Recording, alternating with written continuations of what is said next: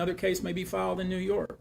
One case may sue just Sean Combs, but multiple other people. One case may sue a range of people.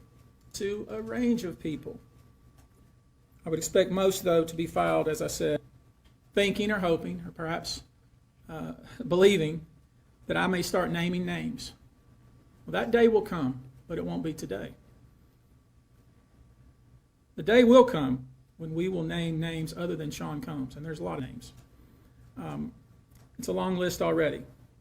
And of course, I already know who some of these individuals are, but because of the nature of this case, we're going to make damn sure that we're right before we do that.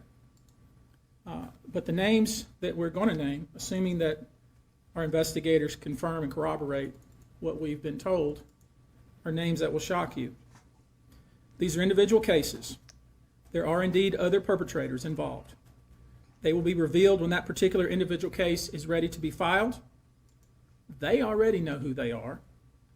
And I'm talking here about not just the cowardly but complicit bystanders. That is, those people that we know watched this behavior occur and did nothing.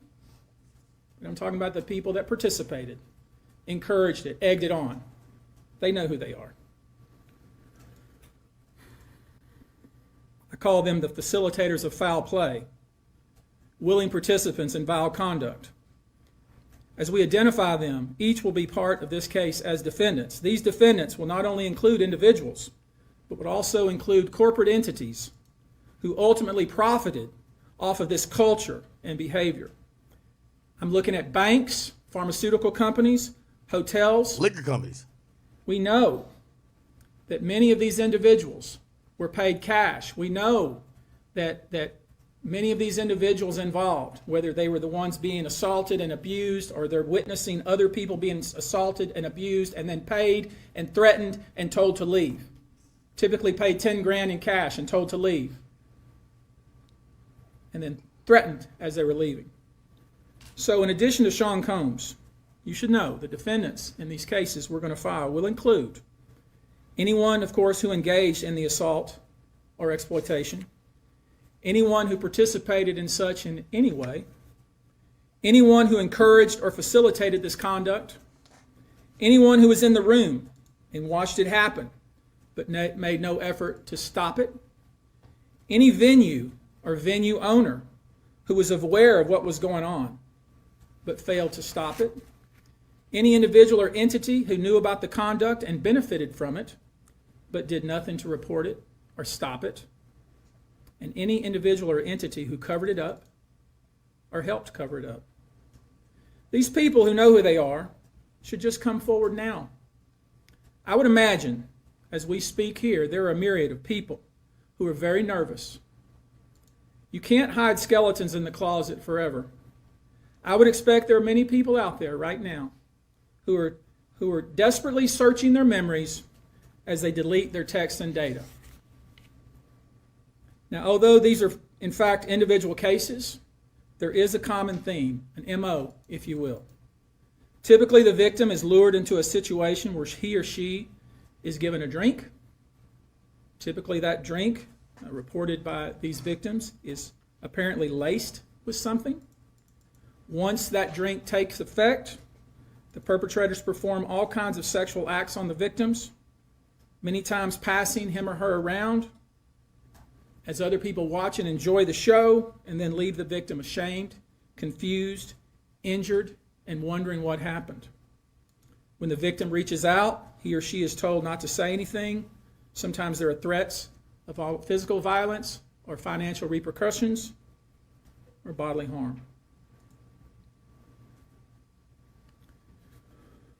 The claims we intend to bring will include the following: violent sexual assault or rape, sexual abuse, facilitated sex with a controlled substance, false imprisonment, compelling prostitution, sexual misconduct, dissemination of video recordings, false imprisonment, sexual abuse of minors. Given the large volume of cases, and given our other docket obligations, and given the fact that we want to be sure when we file these cases that they are fully vetted, I expect we'll start filing these cases against Sean Combs and other perpetrators within the next 30 days. Now, it's rare, sexual abuse, sexual exploitation, this type of activity is pervasive in our society, and it's rare we get a chance where we can really focus on this as a country and really focus on this about how pervasive this is and what we as collectively can do about it. So I thought I'd take this opportunity before I go into some of the individual cases and talk about some of the individual claims being made and so you'll get a sense of what this 120 people group looks like individually. I want to bring forward Carrie Paul. She's a national victim advocate who helps victims who have been victimized by this type of conduct. And she has some important words, and I hope you'll pay close attention. I think it's important that you hear from her.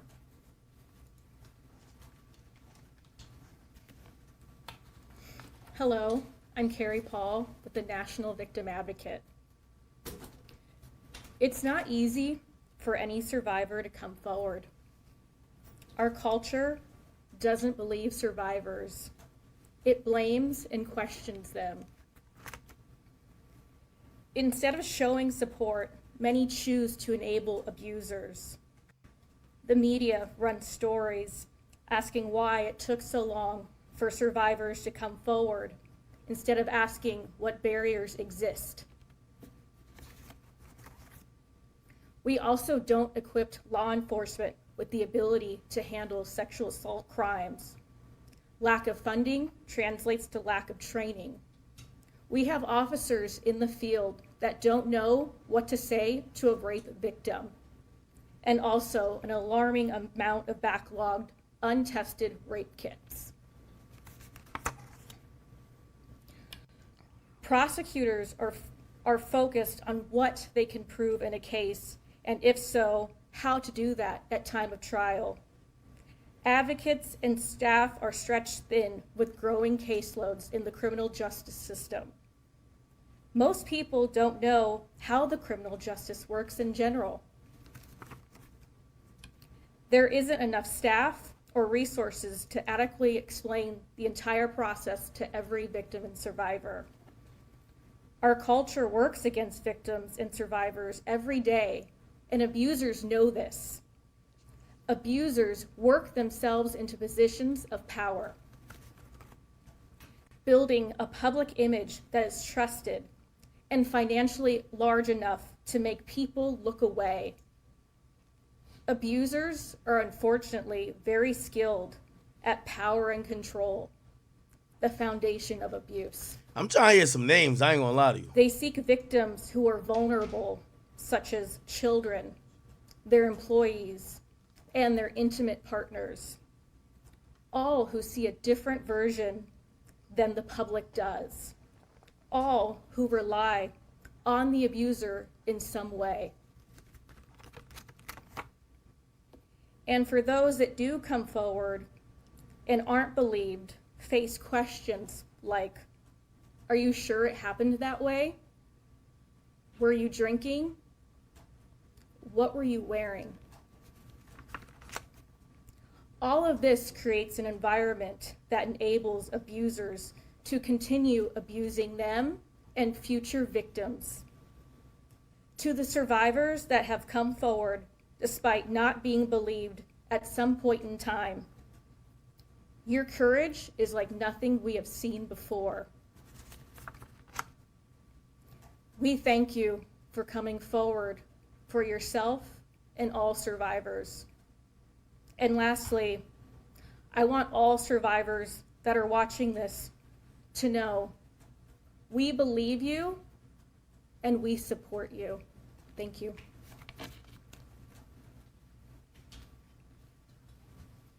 I want you now to hear from my co-counsel, Andrew Van Arsdale.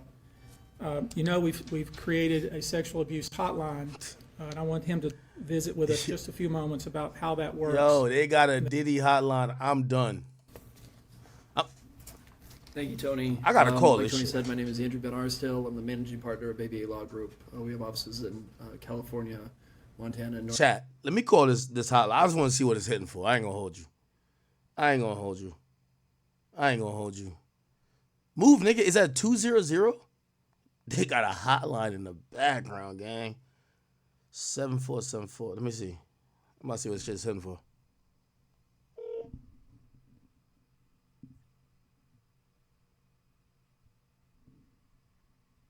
The phone stopped ringing. P. Diddy Abuse Helpline.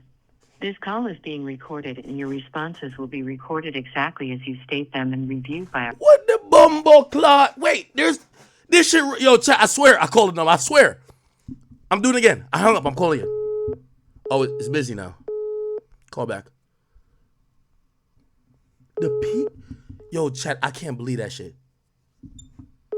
Oh, it's busy. I shouldn't have hung up. Now the other people who got touched gonna get there before me. I want to report my touching. Pause. Damn, it's busy now. This shit going crazy. Fuck. Yo, chat. Yo, did y'all hear that? My mic was muted? Yo, it says this is a P. Diddy hotline, bro. I'm done. Did y'all hear that? Hold on, I gotta call this shit back. No fucking way. Fuck. All right, let's get back to this. Jesus Christ, we don't call The this. same sort of events happening. People thrust into the circle reportedly, and horrible things happening to them as a result.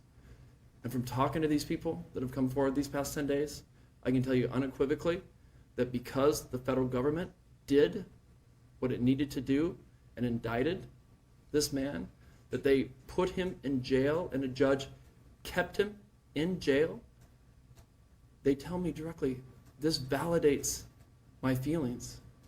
For so long, I thought it was my fault. What is it about me that put myself in that scenario?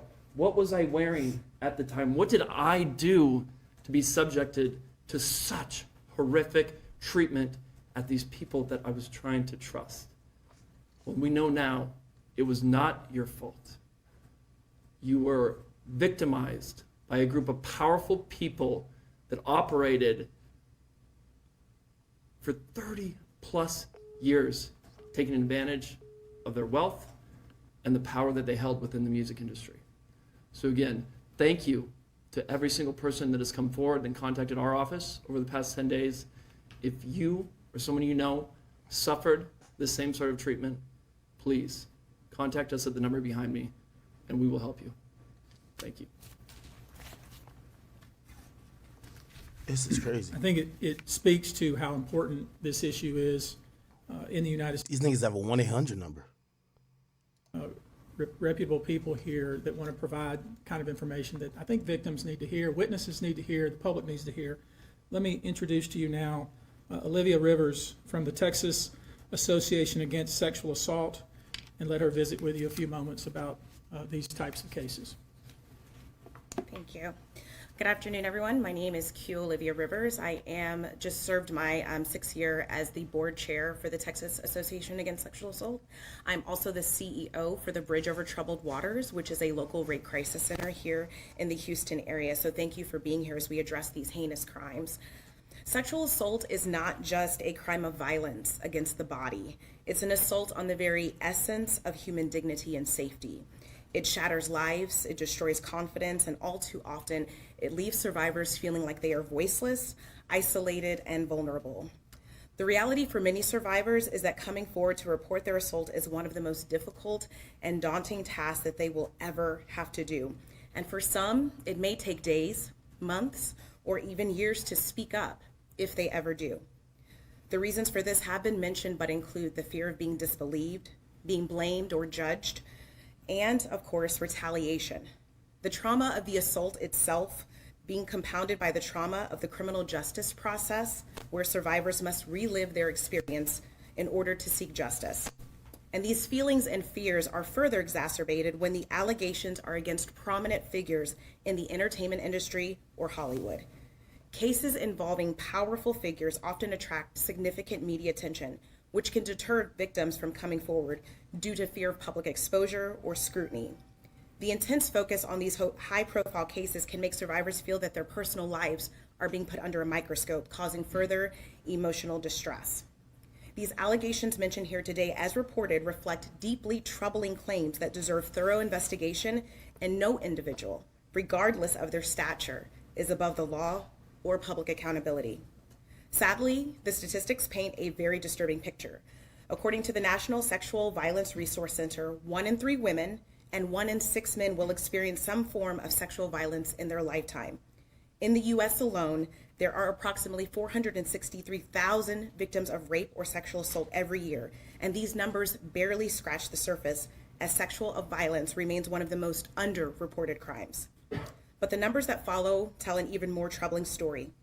Only about 23% of sexual assaults are reported to law enforcement. Of those, just 5% lead to an arrest, and even fewer, less than 1% of reported cases, ever result in a conviction, which is a devastating gap between the crime and the justice that survivors deserve. I want to briefly focus on our state here in Texas. According to the Texas Association Against Sexual Assault, 6.3 million Texans, men and women, will experience some form of violence. That's every 2 minutes someone is sexually assaulted, meaning during the course of this press conference, around 60 individuals will forever be changed by this violence.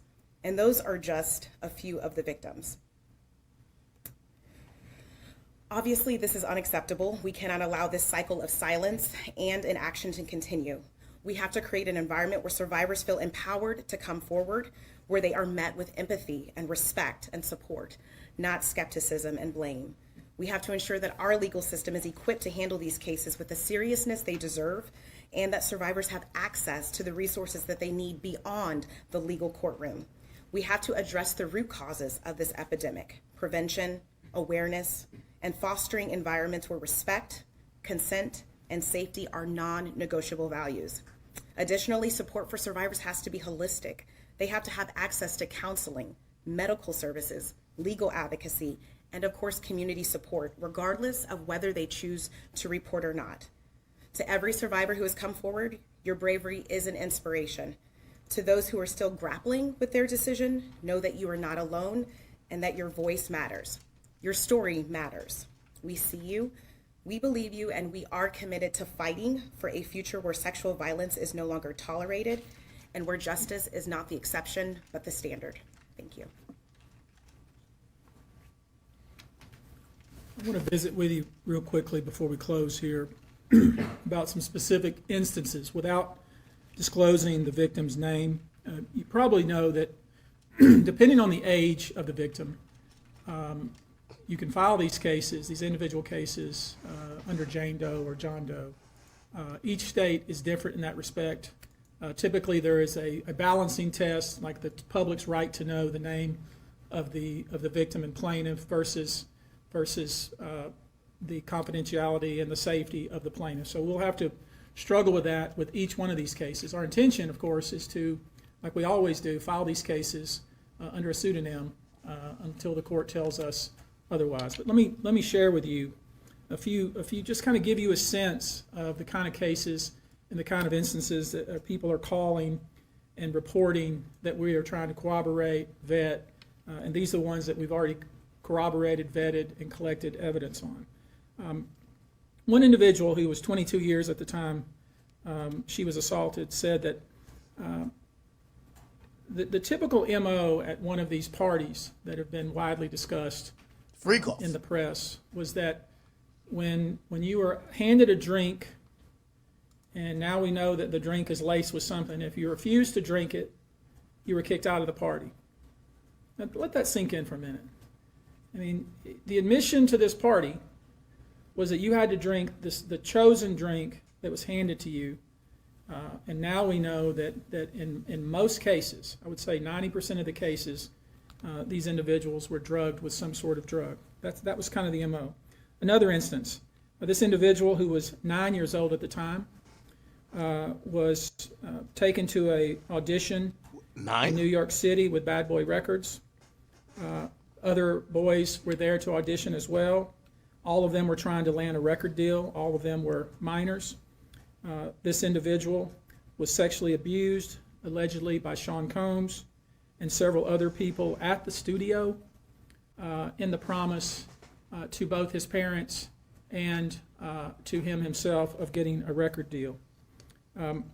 Another instance, another minor, told allegedly by Sean Combs that he would make him a star, but he needed to visit with him in private about it, away from his parents. Once they were in a private area, allegedly Mr. Combs made the victim perform oral sex upon him. Another incident, an individual 15 years old at the time, flown to New York City to attend a party, Nigga, what?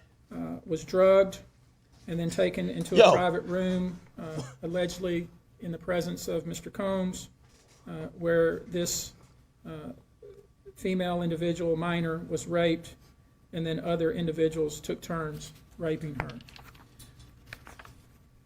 Another individual, 26 at the time of the occurrence, was picked up by, allegedly, by Mr. Combs and several other people Boy, ain't no way. in a black SUV from the airport, was given one drink in the SUV, and then literally woke up the next day not knowing what had happened, but with pain and damage to both her vagina and her anus, where she then went to the hospital.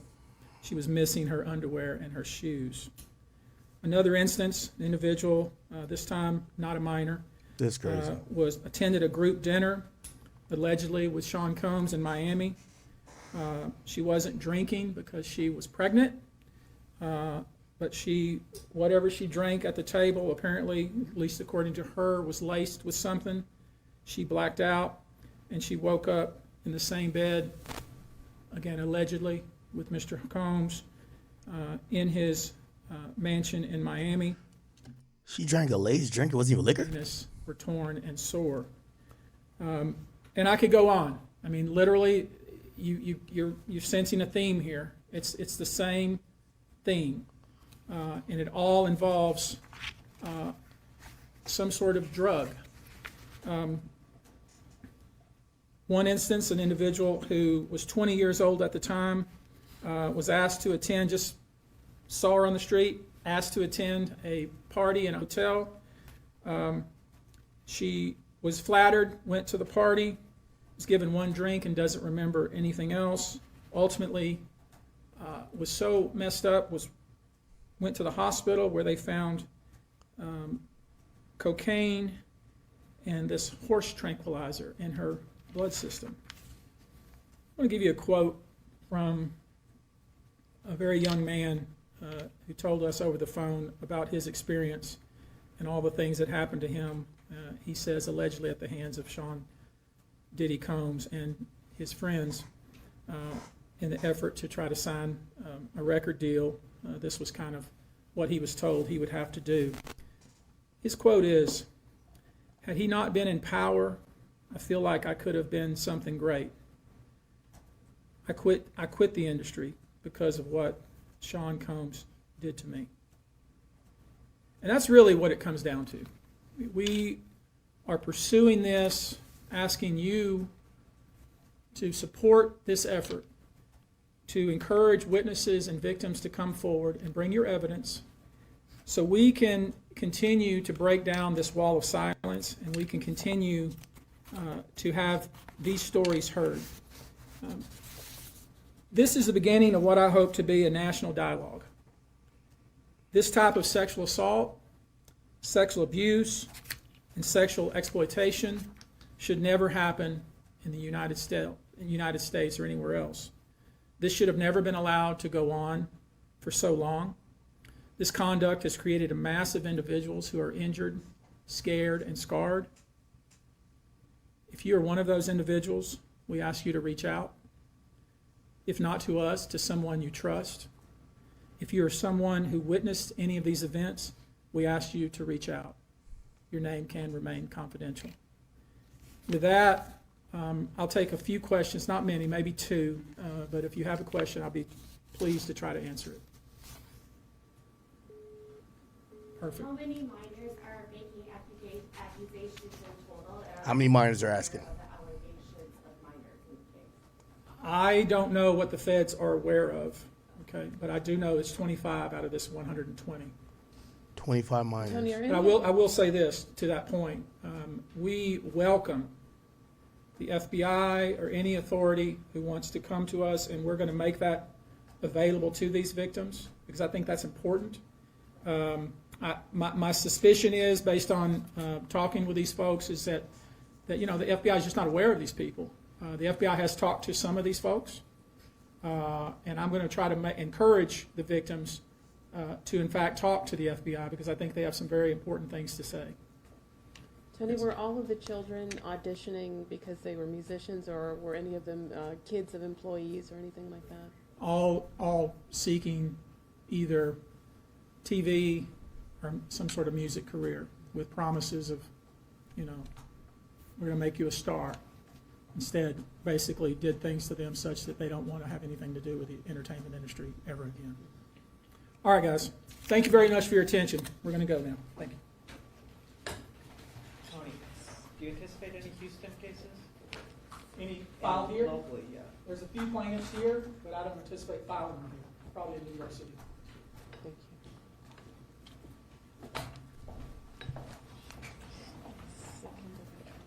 Thank you. It appears that the lawsuit still hasn't been filed. The hotline, I think, bro, the hotline been busy since, I don't know how I got through the first time. Yeah, it's been busy ever since. Shit, I should have left my message. Damn. So we could go back because the details, it says a 9-year-old boy who claims Diddy force him to give. For Let's go 30 back. plus. Troubling story. Wait, let's go back to that. To both his parents, and who were handed a drink of the victim and plaintiff versus the typical MO at one of these parties. All of them were trying to land a record deal. All of them were minors. This individual was sexually abused, allegedly by Sean Combs and several other people at the studio, in the promise to both his parents and to him himself of getting a record deal. Another instance, another minor, told allegedly by Sean Combs that he would make him a star, but he needed to visit with him in private about it, away from his parents. Once they were in a private area, allegedly Mr. Combs made the victim perform oral sex upon him. Another incident, an individual 15 years old at the time, flown to New York City to attend. I'm gonna be honest with you. So, so this is my thought, and tell me if I'm tripping, right? So all along this whole thing going on, I think very initially I'm like, all right, Diddy's a freaky boy. Then I'm like, well, not only is he a freaky, kinky nigga who is doing these freak offs, he might have been like having these people extra drugged out, and also might have been having all these sex workers around, and who knows, like he probably did some of this shit, right? Because it's just too much, right? But I still at that point didn't put him in the same like thing as like Epstein. Like Epstein, like if you ever watch the documentaries about Epstein was like deliberately, offering, and even Peter Nygaard as well. Nygaard more than Epstein, but there's more just stuff on Epstein. Or at least more documentaries because he was more famous, I guess. But Peter Nygaard, I believe, Peter Nygaard? Is that his name? Yeah, I believe so. Was a guy, I think he was from he was from a bunch of different places, but he lived in Winnipeg. And what would happen is that he would offer, like, he was a fashion executive, and he would get these young women who were like 15, 16 and be like, hey, I'm going to turn you into a supermodel. However, for them to be a supermodel, they had to fuck them. You get what I'm saying? And obviously, ultimately was taken down. I thought with the Diddy thing, y'all tell me if y'all were thinking different. I didn't think I would hear that. Oh, he brought me into his office, or he met with me and he said, if you want to become a star, you got to suck my dick. I thought he was just having these after hours wild parties that were probably frequented by God knows who, but not him using the, yo, if you want to get in the game, you got to suck me off. Which if that's the case, and these allegations by these, obviously these potential civil lawsuits or civil plaintiffs are essentially spelling out Diddy using using the entrance to the music industry as a way to solicit sex, and it appears from men and women alike, and definitely from underage individuals, which is extremely troubling, right? Wow. And a party, was drugged, and then taken into a private room, allegedly in the presence of Mr. Combs, where this female individual, minor, was raped, and then other individuals took turns raping her. Another individual, 26 at the time of the occurrence, was picked up allegedly by Mr. Combs and several other people in a black SUV from the airport, was given one drink in the SUV, and then literally woke up the next day not knowing what had happened, but with pain and damage to both her vagina and her anus, where she then went to the hospital. She was missing her underwear and her shoes. Another instance, an individual. This is like troubling, right? Okay, if that happens, doesn't the police investigate it to see, especially because if these incidents happen from 1991 till now, the further you get away from the date of when it happened, the least amount of evidence you're going to be able to preserve. So, okay, cool. Some of them went to the hospital. I don't know necessarily the process with the hospital. Shouldn't the hospital then be like, hey, listen, if you have trauma to your anus and vagina, and all you last remember is hopping in a car and taking one drink, and then they run your blood probably, and they find out that you have horse tranquilizer or whatever the hell in your blood and cocaine, I think maybe it's probably, I don't work in the healthcare system, but somebody could let me know. If a 15-year-old blacks out, has pain in their anus and pussy, you then, as a health professional, you confirm it. You then basically run their blood, realize that they were clearly drugged. You're finding these illegal substances in their blood. Don't you have to call the police? I don't think you'd be like, all right, yo, you good? You go back home now. I think you got to. So there has to be an investigation that happened. And I think we all agreed that, with minors, it's easier to get these charges laid down, right?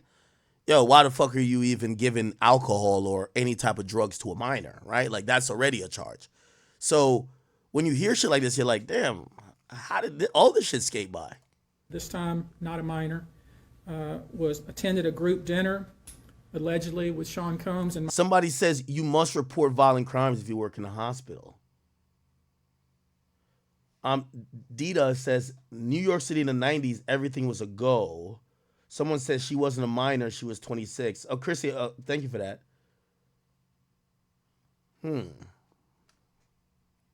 Miami. She wasn't drinking because she was pregnant, but whatever she drank. Cupcake. I see you. I'm not. Listen, we're at the point now that I ain't gonna lie. 120 do sound wild, but we can't call cap on nothing. We gotta assume if 1 million people come out against Diddy, you kind of gotta give every one of them at least a time of day to look through it, right? Just because there's just too much smoke around Diddy at this point, which you just can't. Sometimes people will be like, nah, I think these people are lying. They're just too much other circumstances that kind of make it look like not everybody's lying, even if there are some liars, right? So what I'm talking about is not if they're telling the truth or not. I guess what I'm talking about is that, obviously at this point, if they're not involved in this criminal proceeding against Diddy, there is going to be no recourse on a criminal level for what supposedly happened to these people, so they're pursuing it civilly. But I'm wondering, if these things are what we're hearing, the police must have got involved in some of them, right? You go to the hospital, your fucking ass is bleeding, your pussy is bleeding, you don't remember nothing, you took one drink. They're going to look into that, right? They're going to look into that.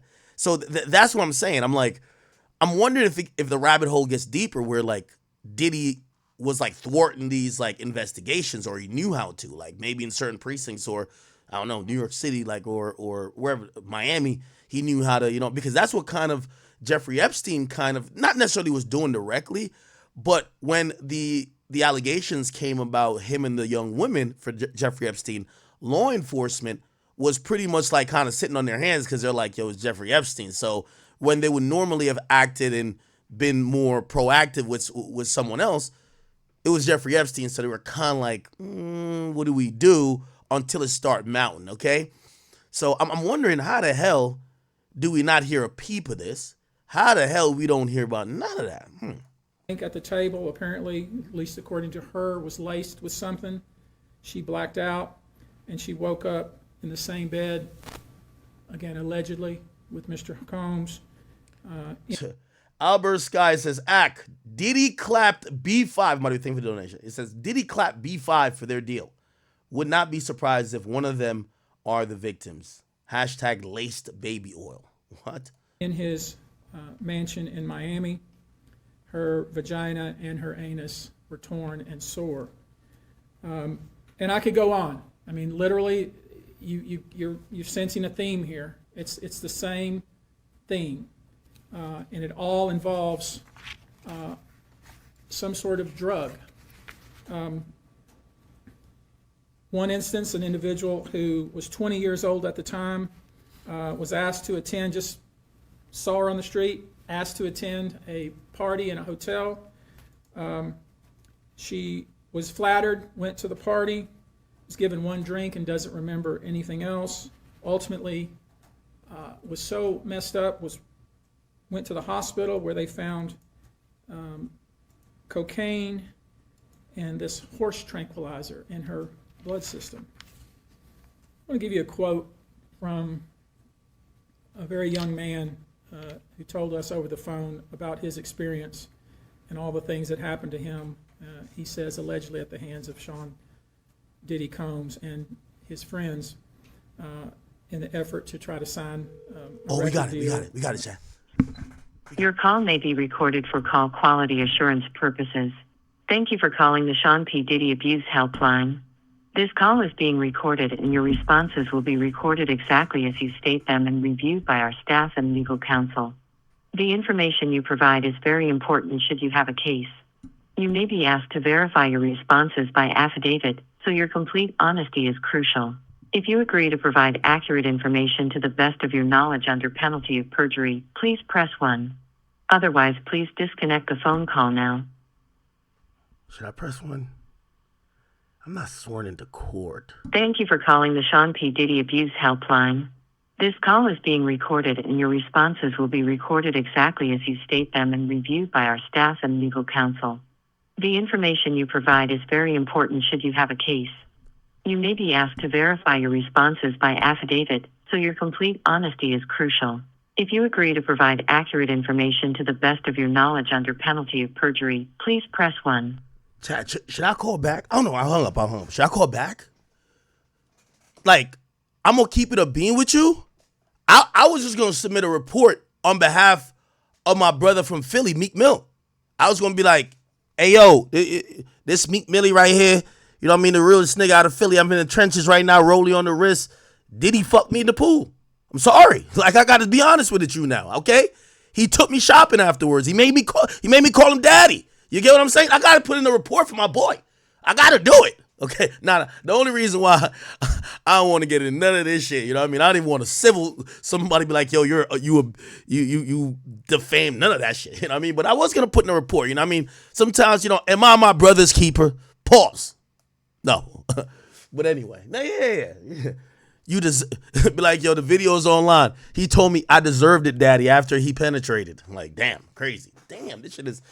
Yo, a Diddy hotline is crazy, nigga. This is like calling Capital One or American Express. You ever call Geico? Thank you for calling Geico. If you are in a safe location and you need roadside assistance, please press 1. They should have had this thing a little bit more thugged out. Thank you for calling the P. Diddy hotline. If he fucked you in the ass, press 1. Fucked you in the pussy, press 2. Fucked you in the pussy and ass, press 3. Meek Mill, your direct line, press 4.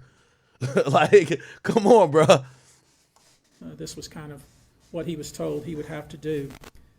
His quote is, "Had he not been in power, I feel like I could have been something great. I quit the industry because of what Sean Combs did to me." And that's really what it comes down to.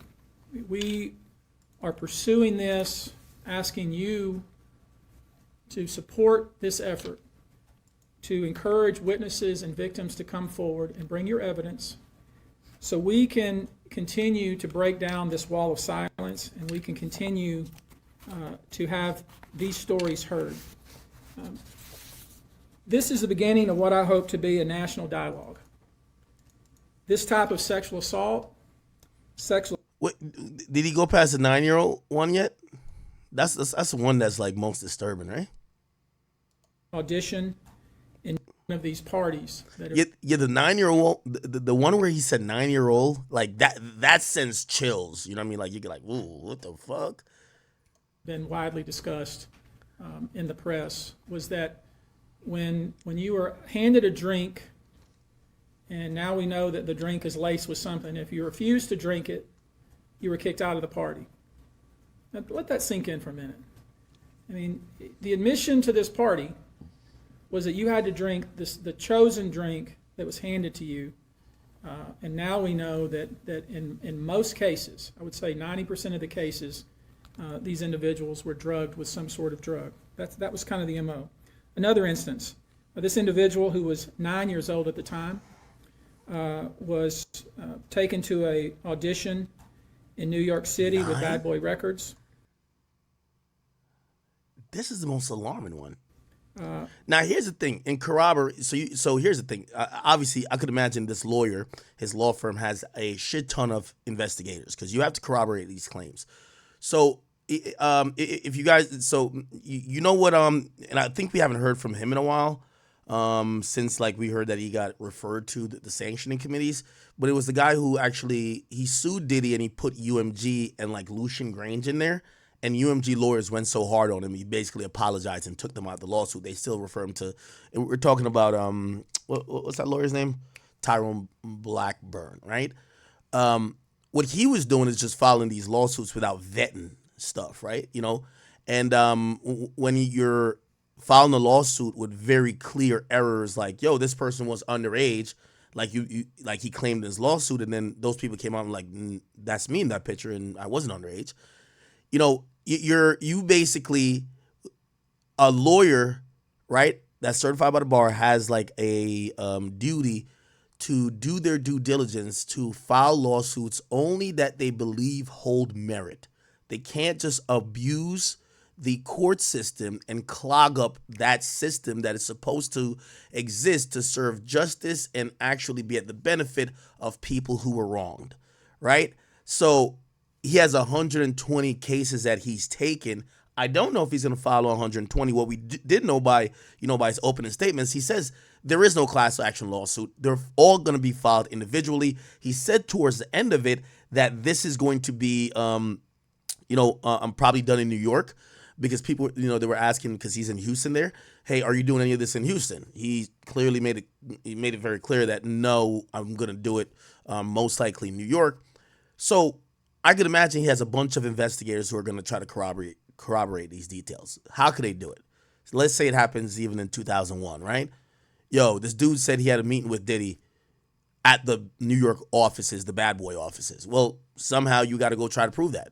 Did he have an actual meeting? Because here's the thing: if there was no actual meeting, there can't be a case. So I guess it would have something to verify that. Maybe they would have like flight records from the kid or the kid's mom, and from there on, some of this is going to get circumstantial unless these individuals, which this is a possibility as well, some of these people might be unnamed, or obviously the feds did their own investigation and come up with criminal charges, but some of these individuals might be on the Diddy tapes. So if we're hearing that the feds have terabytes, like hundreds of hours of tapes, not necessarily of sexual activity, but just tapes, but include some sexual activity, obviously they probably are going to focus on the ones that contain the victim that they currently have, which is Cassie. All right, we got Cassie on these. But there's if we're hearing that this guy is such a sexual deviant and has so many different tapes, there probably is a bunch of people who have been on these tapes that the feds don't know who they are. So I think things like this, I would imagine the feds would hit these people up and be like, hey, listen, we could do some type of, arrangement where this is kept secret because we're still probably convening another grand jury. And we want to know if any of these people that were all caught on this tape are any of your clients, because now we need to interview them. So I think this guy just helped the feds a lot if any of these people really are victims, if you get what I mean. Other boys were there to audition as well. All of them were trying to land a record deal. All of them were minors. This individual was sexually abused, allegedly by Sean Combs and several other people at the studio, in the promise to both his parents and to him himself of getting a record deal. Another instance, another minor, told allegedly by Sean Combs that he would make him a star, but he needed to visit with him in private about it, away from his parents. Once sounds sus, right? You're a minor, but I need to talk to you away from your parents. What? They were in a private area.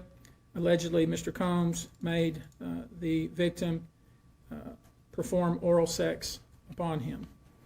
Another incident, an individual 15 years old at the time, flown to New York City to attend a party, was drugged, and then taken into a private room, allegedly in the presence of Mr. Combs, where this female individual, minor, was raped, and then other individuals took turns raping her. Another individual, 26 at the time of the occurrence, was picked up allegedly by Mr. Combs and several other people. By the way, I will add, right? I will add that I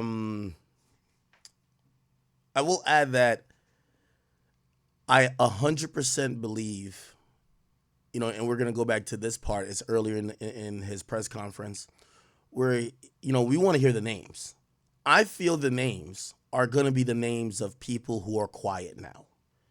Like I know he didn't say names, but I think we could reasonably come down to a list of names that would be probably in the running, especially in the realm of the ones who allegedly were in the room or could have stopped this, but allegedly didn't. Everybody who has refused to ever speak probably fits within the victim bucket or, hey, I was having fun with Diddy doing God's know what with God knows who. In a black SUV from the airport, was given one drink in the SUV, and then literally woke up the next day not knowing what had happened, but with pain and damage to both her vagina and her anus, where she then went to the hospital. She was missing her underwear and her shoes. Another instance, an individual, this time not a minor, attended a group dinner. Albert Sky, thank you for the 10, bro. He says, Diddy is cooked. When they make a hotline for you like the National Suicide Hotline, it's a real problem. Bill Cosby didn't have one, and he was a nightclub pharmacist. That is wild. This is wild. Now, remember I told you at the beginning of this, right? I told you right as soon as I heard the 50 potential plaintiffs. I'm predicting that Diddy, I'm going to say 3 years. And again, these are not desires of mine. I'm just trying to be neutral and predict, right? I believe Diddy will file for bankruptcy in about 3 to 4 years. I'm going to say 3 to 4 years. Actually, let me say 3 to 5. Why? Whether he beats the case or not, and definitely, especially if he doesn't beat the case, with all of these civil suits mounting, bro, you know what I mean? I think he's just going to file bankruptcy. again, I'm not saying he has to pay out on everything, but this is clear that it's no way that when Diddy's done doing everything he got to do, he's going to spend in the hundreds of millions of dollars, and not even necessarily on payouts, but just defending himself. From what I've heard, he has a burn rate of $2 million per month on attorneys.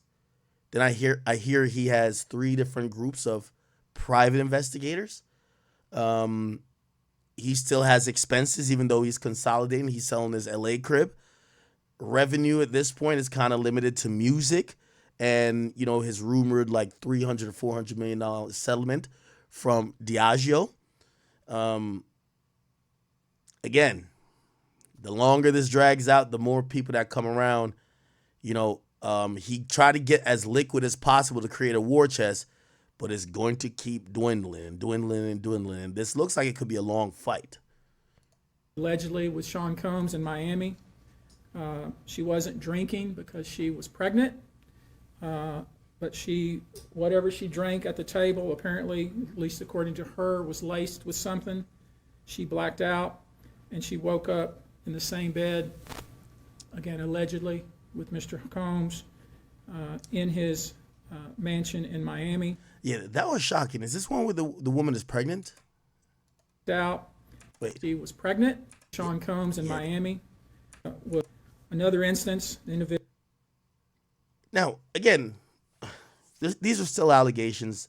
Obviously, even though we say that, we're not going to be like, oh, fuck it, they're probably lying. We just can't say that at the moment just because Diddy's too many, bro. Like, it's too many. Come on, dog.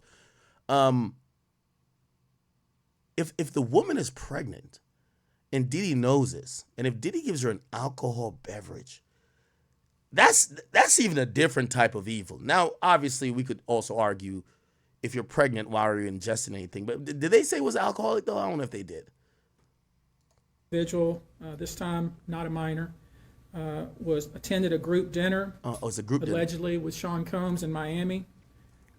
She wasn't drinking because Okay, so she wasn't drinking. She was pregnant. What the fuck is this GHB shit? GHB. Like, how does it look? Is it like a pill? Or it's in a syringe? Gamma hydroxybutyrate? Is it is it an antidepressant? Or it's a depressant drug, which means it slows down messages traveling to the brain and body. It looks colorless, odorless, bitter or salty liquid, often sold in small bottles or vials.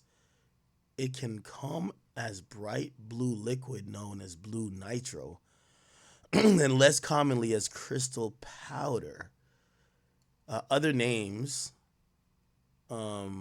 is juice, liquid ecstasy, liquid E, liquid X, Georgia Homeboy, Soap, Scoop, Cherry Meth, Blue Nitro, Fishies, Fanta Frank. I thought this was the date R-word drug, right? That's not what it is? But whatever she drank at the table, apparently, at least according to her, was laced with something. She blacked out, and she woke up in the same bed, again, allegedly, with Mr. Combs in his mansion in Miami. Her vagina and her anus were torn and sore. Did she go to the hospital? And I could go on. I mean, that's alarming. If you weren't drinking or ingesting any type of drugs and you just passed out, you blacked out and woke up with a strange man in your bed, or you're in his bed, your ass and your pussy's hurting. Like, I would imagine you instantly got to go to the hospital, especially if you're pregnant, right? I mean, literally, you're sensing a theme here. It's all right. Let's go to the beginning where he said, we were all waiting for names. If you're out there and you have been victimized, you are not alone. There is a great strength in numbers. You can seek redress. You can obtain justice. We can help you, and we will help you. That being said, as stated, we are vetting every call that we receive. Yo, Ruben Gonzalez, what are you talking about? It said in Texas we call GHB water. What? We have had to turn away some. For each, we ask for corroboration. For each, we ask for the identity of witnesses. We also have collected pictures, videos, texts. We check venues, we check dates. We want to corroborate that the claims being made have legitimacy and merit. We have on staff now a former detective from the Major Offenders Unit of Houston Police Department who is helping us vet each claim. We're using our common sense. We're being stringent because, as I said, these are not easy cases. They're very tough. The process is hard, and in some cases, the process is very lengthy. These cases are hard to prove. Many times it's the victim's word against the alleged perpetrator. Each of these victims will no doubt be publicly attacked by the alleged perpetrators, and in some cases, the general public. Did he say if he's going to file them by name, or he's going to do, let's say if he takes all 120 in complaints, is he going to do Jane Doe's and John Doe's? Because I'm pretty sure people are going to try to do their background. And obviously, well, here's the thing too. Diddy and his lawyers are going to try their best to make sure the people are named, but who knows?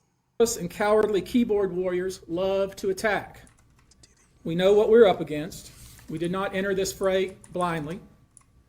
I wish it was my last such fray.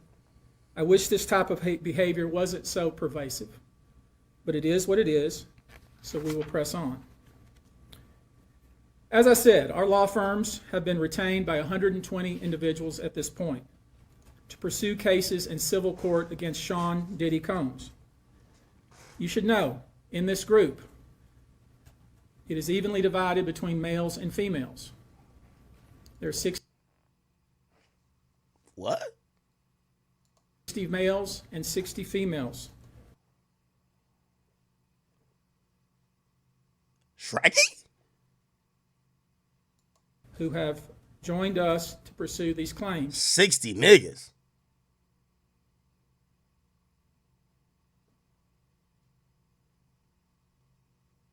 Yo, when you ask Diddy his body count, man, he probably look at you like, Playboy, you talking about women or niggas?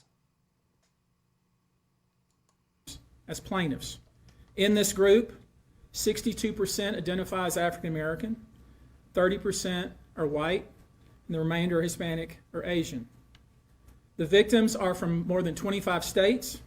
The majority are from California, New York, Georgia, and Florida. I don't want to focus on the ages of these victims. When we talk about the ages of the victims when the conduct occurred, it's shocking. Our youngest victim at the time of the occurrence was 9 years old. We have an individual who was 14 years old. We have one who was 15. 25. By the way, Dan, I see you in the chat. He says, Zach, let's do a FaceTime about this because I learned more about the case now than I have in the past few weeks. You're giving Lawyers for Workers a run for his money. Shout out to Lawyer for Workers, by the way. Wow. Jeez. Man, I'm not going to lie, man. Like, dog. Yo, I don't. Yo, I think 3 months ago, I was like, damn, this is as bad as it's going to get for Diddy. Maybe it'll get a little bit better. I think it's gotten progressively worse like every day. Like every day. And by the way, I know they said that Diddy is out of, what do you call it again? The suicide watch or whatever. They got to put him back in. Like, bro, imagine when your lawyer comes or like they come clank on your cell and being like, yo, bro, 120 more people came forward, including 60 niggas who says you fucked them. What? Like, Diddy might be looking for any type of shoestring or anything he could find. He might be trying to get out of here. So I do think 100% we got to keep an eye on Diddy because not only for his own health and safety, but also for this other element that we're probably going to see this guy talk about, which is these other people. It appears, again, we keep hearing other people, some people who are famous, some people who won't shock you, some people who will shock you. We're like, who? Shit, maybe right now is the moment those people are like, yo, we got to get this nigga the fuck out of here. To protect us, Diddy has to go now. Of the 120 individuals who are plaintiffs in these cases were minors at the time of the acts. Yeah, I know, y'all right. Drake dropped 100 gigs on your head top. Diddy was getting head from 100 niggas. That shit is crazy. Complained of. The time frame of the acts complained of is very wide. The conduct at issue. Yeah, and I agree with that. By the way, Tyrell Day, thank you for the 10, it says, you remember, the feds asked the game's former manager, which is Jimmy Henchman, about minors. Diddy, I think it was Smoking Gun had it, right? Let me see. Former drug lord claims the feds quizzed him about the sex life of Sean P. Diddy Combs. Now, more than, and by the way, here's the affidavit. More than anything, what this told me was that, you know, the feds were probably hearing these rumors or complaints, right? Now, why didn't they act? That does seem a little suspect. And I think if we kind of go down that rabbit hole, we might get to a Jeffrey Epstein type of situation. If you don't know Jeffrey Epstein, not only was he protected by some powerful people that, you know, he had associations with, and some would argue that maybe he was protecting his damn self. When he did get in trouble, it was the weirdest case ever initially at first, because they were trying to just be like, yo, bro, chill out, chill the fuck out. You're doing too much. And they gave him like this unprecedented, like, you know, never been seen plea that is completely sealed. You can't even understand what's going on. And we've never seen it wasn't even a court case. It was just some shit to get the shit away. Everybody speculated about like what the hell that was. But it was to really conceal the real nature and behavior of what Jeffrey Epstein was doing. Now, imagine if that exists in this Diddy thing, right? Well, you never know. Diddy might have had enough power, and again, I keep saying, I know y'all want to hear, like, I know the names y'all want to hear. I'm not saying these people are involved, but y'all want to hear like shit that will entertain y'all, like, oh my God, Jay-Z, oh my God, Stevie J, oh my God, Meek Mill. Like, with all due respect, it's a bunch of niggas who's rapping. Who cares, right? Yeah, of course, we would like look into their shit too, but like, the more interesting parts of this would be if Diddy, when, you know, Diddy was starting to gain political power, right? Like around the time, I always say 2008, during the time when he gets into this vote or die thing, he damn near helped galvanize and kind of, you know, was used, not necessarily like against his will. No, Diddy, actually. How ironic. But he was used by the Democratic Party to encourage black people to finally get political and get to vote. Now, that comes with having some type of cachet and power. Like, these niggas owe you a favor. You get what I mean? Like, I don't know if you guys know how the political game is kind of done. You know why some of these guys are, like, popping up to whether it's Kamala rallies or even Trump's rallies? It's not because they're super political. And no, like, they aren't getting these big checks to show up. Like, under certain circumstances, there is a compensation, which, by the way, I from what I've heard, they can't use campaign funds to pay someone just to speak. You get what I'm saying? That goes into like some other murkier waters. But here's a play here. And usually the smart, you know who are setting this up? All of these guys have the same lawyers, and their lawyers are saying this, yo, check this out. If he becomes in power, whoever, or she, if Kamala becomes in power, yo, this is the steps to basically earn some favor if you ever need to get a pardon one day. You get what I mean? Yeah, you're gonna have to stand with them at their rally to try to get. So again, a lot of these things are ways to gain, you know, some political favor, and I think Diddy had a lot of it. Like, Diddy damn near, you know, obviously, you know, it was Barack Obama. Like, come on, like, we were gonna rock with Barack no matter what, but he was really important back then, right? I wonder if maybe he has, I don't know, maybe some secret shit that's sealed that nobody's gonna find. Maybe comes out now, but some secret shit that got covered up because he did have the political favor of the Democrats and they were in power for a while. That might be a thing. So while some of y'all were like, yo, I want to see if Jay-Z's name is gonna, I want to see if like any of these politicians were ever involved. You get what I'm saying? Like, it's easy to quickly be like, all right, you're thinking too small if we're thinking about just rappers and what women. Do you think it's just by coincidence that Diddy got the key to the city from Eric Adams? You don't think maybe they were building a relationship? You don't think there was maybe a political, association at that point, which still valued Diddy as a pillar of the black community that had a way of, convincing and galvanizing that audience to, whether to coddle them for certain type of political motives or political, or whatever legislative, choices that come down. I don't know. So who knows? Diddy probably had a little bit of favor and could have covered a couple things up. So yeah. Anyway, this is going back to 2003, I believe, right? And this was the affidavit that was supposedly one of the proffers.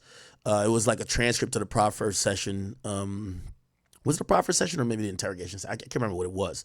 But James Rosemond, which people know as Jimmy Henchman, at that time he sat down and here's this about a woman showing naked pictures to the woman, to the defendant. Questions became even more bizarre when the prosecutor asked about entertainers' sexual preferences, including but not only Sean Combs having sexual relationships with underage boys.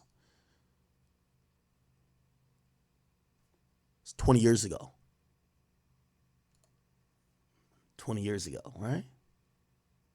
Spans from the years 1991 all the way till this year, 2024. Now, why that is important that he just said 1991, because, it was a dead giveaway that the Fed's case is primarily based around Cassie, because they start their RICO. So the RICO is dated back to 2008, right? And the RICO is based on Cassie and Freakoffs. So they're almost basically saying the not first Freakoff, but the first instance that they're using as a crime of a Freakoff activity is in 2008. They only use Cassie. So what about when he was with J-Lo? What about earlier when he was with Kim Porter? What about when he was just, he was at was it Uptown Records? Whatever it was. Like, we've heard allegations going way back from before 2008. Why didn't the Feds include it? Well, now they're saying in these civil suits it definitely spans from 1991, which is... If you wonder why there are so many alleged victims, that's your answer. We're talking about more than 25 years of this type of conduct. Now, although most of the victims who have stepped forward were victimized after 2015, this has been going on. Everyone knows every time Diddy's name comes up in something, it's always some freaky issue by the sea, man. Now, in what's new, you feel me? Now, new information is coming out. Diddy lost a lawsuit where he essentially owes $100-something million. That person, I'm not gonna lie, bro, you're never seeing that money. It's sad to say. You're never ever seeing that money ever. Yeah. It's the diddler. You're never seeing that money. Got some of the best lawyers in the world. He's a billionaire. Still, supposedly. You feel me? He's liquidating his assets now. Selling houses and doing all that. But bro, you're not seeing any money. Like, Diddy's, the only reason he won the case because Diddy just never went to court. That's it. But it's your boy Big Act News. Make sure you like, comment, subscribe, and let me know how you guys feel about everything. And I'm out.